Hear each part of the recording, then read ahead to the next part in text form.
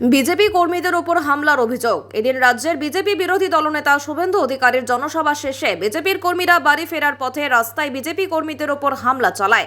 আহত বিজেপি যুব মোর্চার উত্তর মালদার সাধারণ সম্পাদক সহ মোট 4 জন। এদিন ঘটনাটি ঘটেছে মালদার রতুয়া থানার বাহারুল স্ট্যান্ড এলাকায়।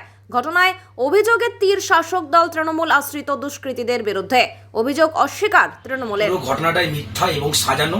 এই ধরনের কোনো ঘটনা সেখানে ঘটেনি। শুভেন্দু অধিকারীর জনসভায় কোনো মানুষজন যায়নি, লোকজন হয়নি। সেই জন্য তৃণমূলকে বদনাম করার জন্য বিজেপির মানুষরা এভাবে বদনাম রটানোর চেষ্টা করছে। তাছাড়া পাশে আমাদের মানিকচকে মমতা ব্যানার্জির সভা ছিল, গাজলে মুখ্যমন্ত্রী মমতা ব্যানার্জির সভা ছিল। তাই আমাদের নেতা কর্মীরা এবং তৃণমূলের কর্মীরা সেখানে যায়নি।